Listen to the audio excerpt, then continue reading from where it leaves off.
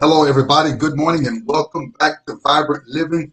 I'm ready to get in this thing on building physical wealth. I'm ready to get back in the boat, get out in the waters. Come on and join me as we're going to explore more of the principles and the wisdom of God, our Creator, the Creator of our entire existence. And of course, we're talking about that physical dimension. He created the physical body. He created life. And he wants us to have life till its fullest. He wants you and I to be physically wealthy. He doesn't want us to be poor physically. I read something by a gentleman by the name of Francis Bacon. He said, a sick body is a prison. As a matter of fact, let me make that quote to you. He said, a healthy body is the greatest chamber of the soul. Francis Bacon. A healthy body is the greatest chamber of the soul, and a sick body is a prison. God doesn't want us in prison. God, our Creator, loving Father, wants us healthy and whole. He wants you living a vibrant, energetic, thriving life. That's His desire. His desire, as John said in 3 John, is that we prosper and be in good health to the degree that our minds prosper. This is why I'm bringing you this information. God has given this information to me to be able to give to you. My strive is to have a healthy body at every phase of my life, every year, every day, every week, every month, every year, every 10 years, 20 years, right on over into what I'm believing for 120 years of age. Now, I don't know what you're believing for, but I'm believing for 120 years at least. But I've got to act like it. I've got to live like it. So we're talking about building. It's a building process. Solomon said, Proverbs chapter 24, verse 2, 2 or 3. He said, by wisdom is a house built. Whether that house is your physical house, your mental house, your social house, your whatever house, is by wisdom. Houses are not built by miracles. Houses are not sustained by miracles. They are sustained by the wisdom of God. And I'm not downplaying God's miracle working power because it is there. But as he told me years ago, you're not going to live off of a miracle. No, you're going to live by being responsible, meaning you've got to learn something about what I gave you called the physical body. You got to learn some stuff. You got to learn how to take care of it. You got to learn how to be responsible. And you do that by gaining knowledge that governs the entity of the physical body. And of course, the mind. Can't leave out the mind because you're only as healthy physically as the knowledge that you contain. So if you don't have a lot of knowledge, about physical health or spiritual health or social or mental health, how do you expect to be wealthy?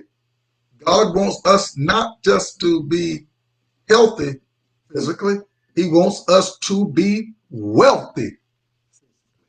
No aches, no pains, not having to be at the doctor's office 4 and 5 times a year or 3 to 5 times a year. No, He wants it to be where you are in charge. You are in control, not the system having to be in control to keep you alive because you just eat yourself into diabetes or eat yourself into cancer or eat yourself into arthritis. That's not what He desires. So we got to get back on course.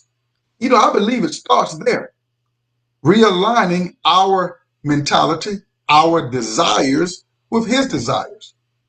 If He desires that you be in good health, then you got to line up with that desire. You got to say, Father, I come in agreement with you. Now help me to do that. All right? You don't want it to where somebody else desires something for you and you don't even desire it for yourself. You're not going to benefit like that. So if I'm willing to help you, then you've got to be willing to help yourself. If God is willing to help me, I've got to be willing to help myself with his help. And that's a good part about it. He wants to help us. But if you don't want to be helped, that's a different story. God will allow a person to go to hell because their willpower is just that strong. The sovereign will that God gave. God will let you drink yourself into whatever condition. He won't force himself on you. You got to want it. You got to want good health. The more I look at people who can't walk or can't talk, who are in hospitals for months and months and months at a time, man, let me tell you something. That fuels my passion to be healthy and to help you and myself, first and foremost, promote your number one wealth, which is your health. You do not make health decisions in a doctor's office. The doctor cannot keep you healthy. He can give you advice and instructions on what you can do to promote your health or to be healthy. But it all boils down to what you want, what you desire. This is why you got to hook up with Daddy. Because Daddy desires and Daddy has the wisdom to fuel the desire and to help us live a healthy life. So let's talk about some ways we can build physical wealth.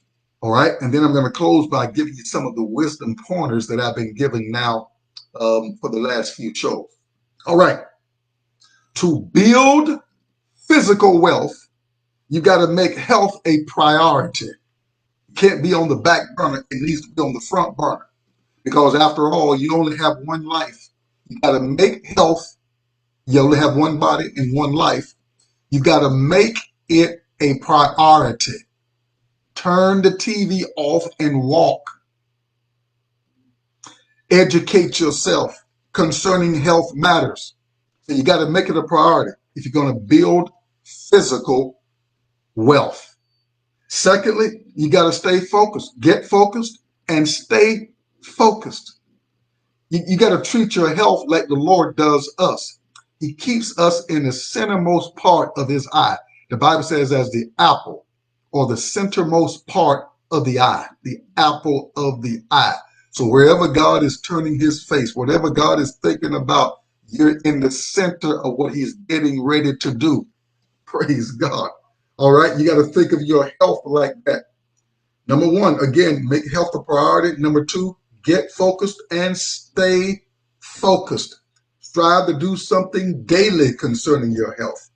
If it's nothing more than 2 squats or 4 squats or 3 push-ups or whatever, do something. Don't just let this dynamic machine go to waste. Do something. If you don't exercise your muscles, they're going to atrophy. When you need to use them, they're not in shape to be utilized because you haven't been exercising them. So it is when it comes down to your health. You gotta do something toward it, I believe, on a regular basis. It doesn't have to be an hour, hour and a half, or sometimes even 30 minutes. Do something. If it's no more than 5 minutes worth of something, by all means, do something. All right. Thirdly, I want to encourage you to exercise discipline. Because when you set your goal, then things are going to naturally connect you. Things that really are already there in your habit, in your lifestyle, for the most part. They'll get it screaming out at you. Don't do it. Go get that soda. Go buy all those donuts. Just do a little bit of it. So you got to exercise some discipline. A disciplined person does what they need to do on a consistent, regular basis. They don't start it today on Friday, and then it's next Friday when they start again. No, no, you got to exercise discipline. Matthew's Gospel, chapter 7, tells us broad is the way that leads to destruction, or leads to famine, or leads to poverty. But narrow is the way that leads to life. Narrow or disciplined is the way that leads to better health. You drink those 3 glasses of water versus drinking those 2 cups of soda. You see what I'm saying here? Discipline. Number 4, you got to follow through with what you said you would do. Look at the number of people who make New Year resolutions. Yeah, I'm going to drop 15 pounds in the first quarter. And you gain 5 pounds in the first week because of a lack of following through with what you planned to do. It's not good enough just to put the plans on the paper. You got to put the plans in motion. All right. So you got to follow through what you do. You got to say no to the compromises. They're coming at you now. Oh yeah, you go out to a situation on the job. Maybe it's a breakfast or a party or what have you, and here comes the compromise. Here comes the donuts and the cakes and all that stuff. I'm not saying not eating any of that, but dear God, you got to exercise some discipline.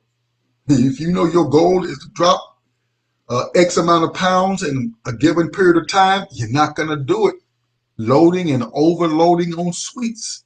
It's not going to happen. You're eating late at night, particularly on a regular basis, and then you're eating that heavy stuff on top of that when the body wants to shut down and relax, rejuvenate itself for the next day. And you have it working overtime, eating these big meals or eating even small meals late at night. You got to follow through on what you said you would do. You got to number 5, say no to the compromises. Number 6, here's a big one right here. Plan ahead. I've counseled with a lot of folk who say, well, Dr. Ellison, I don't have time to prepare this and to do this and to do that. No, you just got to simply plan ahead so that when the urges come, even when my wife and I would travel, we will take food with us because we know the temptation, the urge is there to maybe have a bag of chips, get a bag of chips when we stop to a particular store. Well, because we plan ahead, we take the chips with us that we want to have so that we don't get out there and we want some chips and all we do is go back to the habits of the past and get those chips with all those chemicals in them to where you need a thesaurus to get an understanding of the word. So we plan ahead so when urges come, we're prepared. Number 7, you got to develop a routine or a system for building physical wealth. There's a certain routine I do on a regular daily basis. When it comes down to exercise and when it comes down to what I put in my body, liquid-wise as well as food-wise. Why? Because I do not want to outsource my health to a sick care industry. I want to, as much as possible, only go to the doctor's office to get a physical.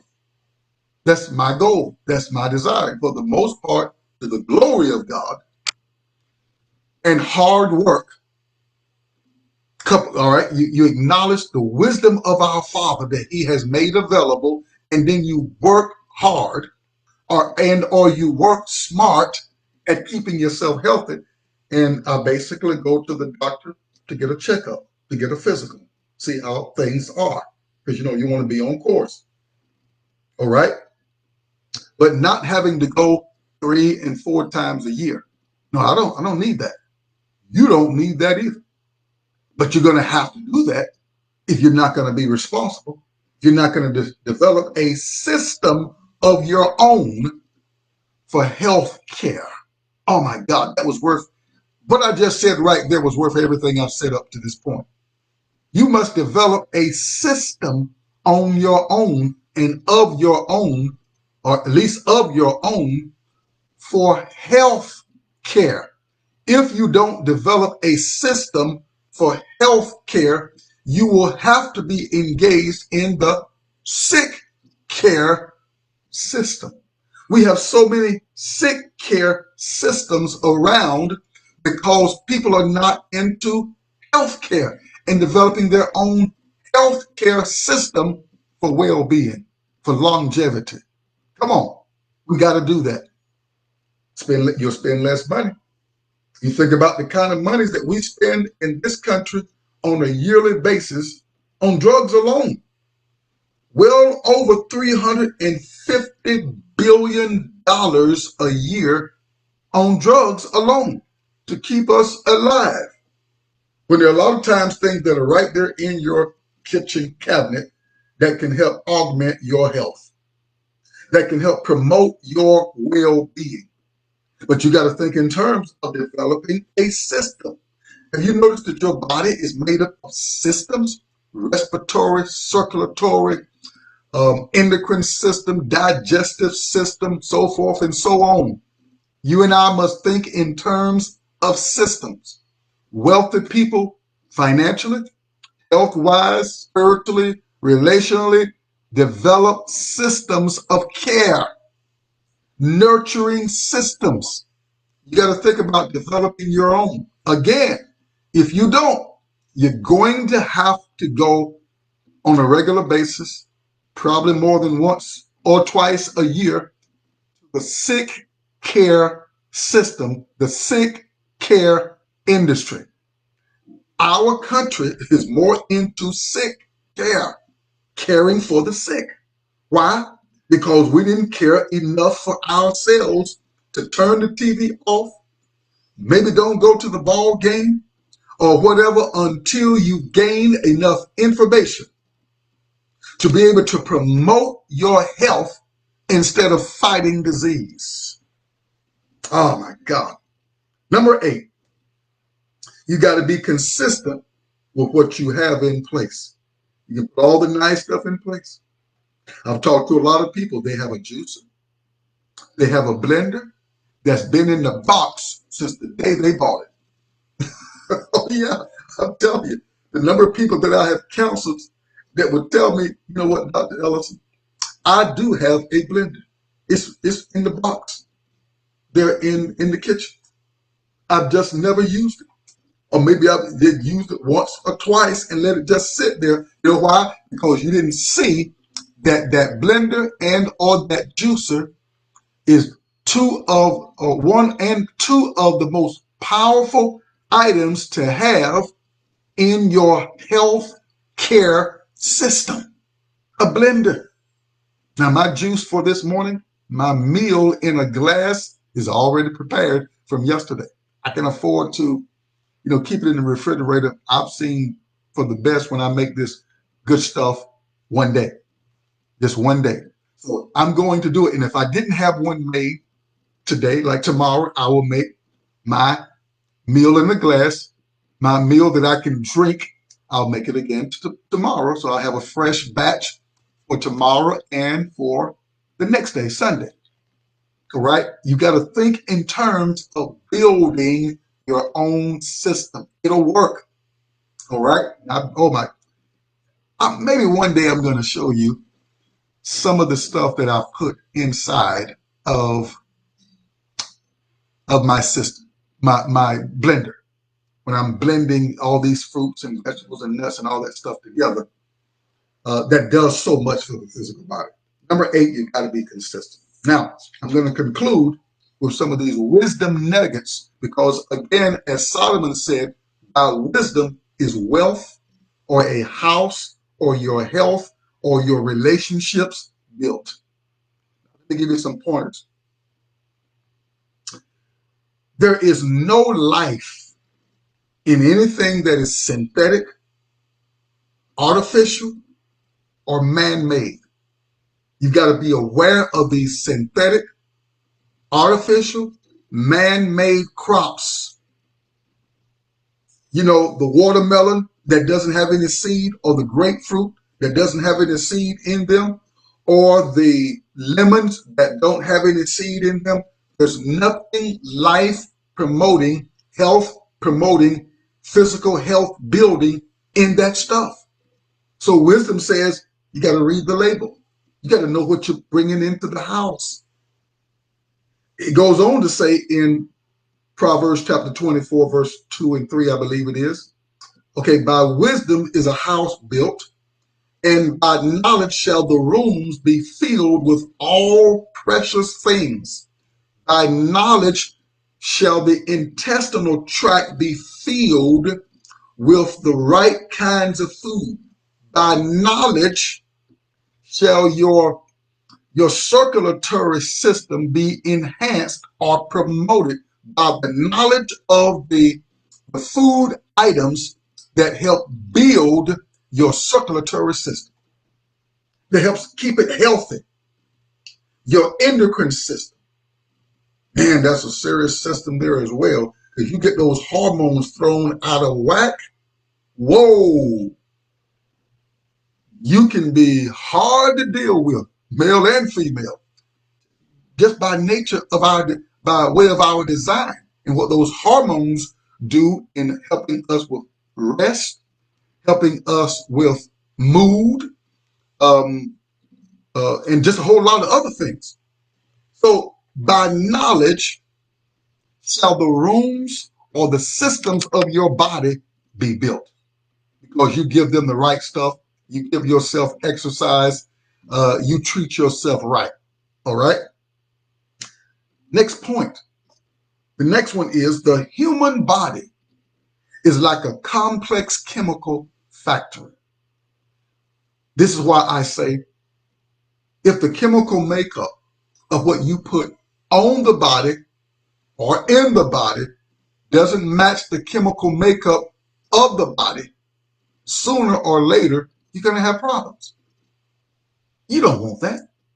No, you don't need these skin rashes, Arthur developed, because Arthur does not get in your life like a rattlesnake striking you with poison or something like that. Arthritis is something that is developed because of ignorance.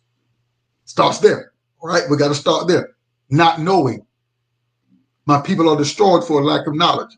So we're ignorant about what we put in, failing to realize that these excess meats, particularly from these animals that the Father said don't eat, create uric acid that settles in the joints, making things stiff, painful, feeling like needles, as they've said, shooting through that area of the body. This is why we got to realize you are a complex chemical factory. The body is breaking down chemicals every time you put a substance in. So you are what you eat, or what you're able to assimilate. But the point here is the body is a complex chemical factory. Know what chemicals are going into your body. Know how, when, where, who is raising your foods. Because a lot of the food items are raised with chemicals in them that ancestors would turn over in the grave to find out you're putting what in your body? You're putting red what? Yellow what? Azadi what? Oh, yeah. And I got to stop right there. My time is up. Love you guys. On behalf of girlfriend and I, you have a great weekend. Revive yourself, refresh yourself, refocus on your number one wealth and the fact that it is your health, and give God the glory and the praise for the life that He's given unto you. I'll see you next week on Vibrant Living. Have a great rest of the day.